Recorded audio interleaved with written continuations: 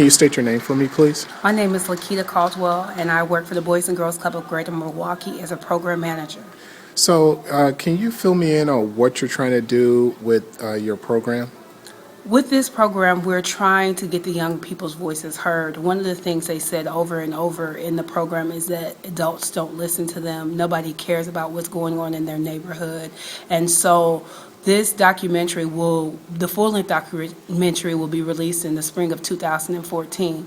We want to invite the community to listen to the voices and to listen to the stories and what our young people go through.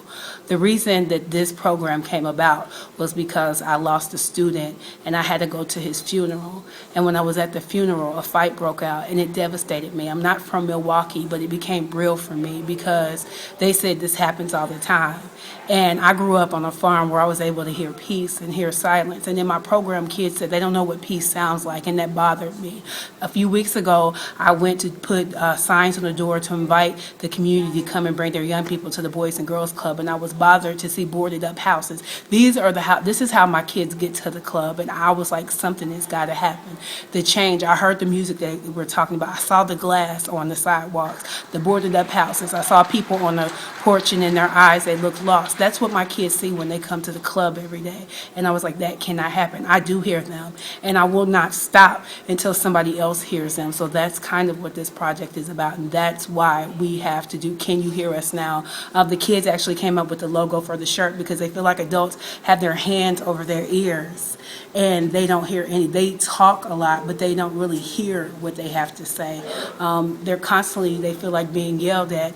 They are constantly being told that they're not going to make it, and that's unacceptable. It takes a village. It can't just be the Boys and Girls Club. It's going to take a community to make the change. And some of the things we talked about, the history of trauma. We talked about Emmett Till in our program of what he went through, and during the 60s, how it was the teens that set off the revolution that left the schools and had dogs nipping at their toes. So we set a historical context of change, and it was young people who made that change, and that they have the power to be the change that they want to see in their community.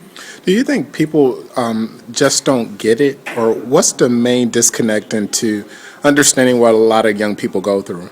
I think people pretend like they don't get it. If it's not in their community, it's not their problem. Again, I'm not from Milwaukee. I'm from Paducah, Kentucky. But because I live here, it is my problem. Even though I might not live where they live off of 5th and Center or 16th and Center, I still come into the community. Milwaukee is 1 in 16 for someone going through a homicide or some sort of traumatic situation. That's unacceptable. It's not like 1 in 80 or 1 in 100. It's 1 in 16. Sexual violence, 1 in 4 people will be sexually assaulted before the age of 18. That's unacceptable. 1 in 16 will deal with trauma or homicide.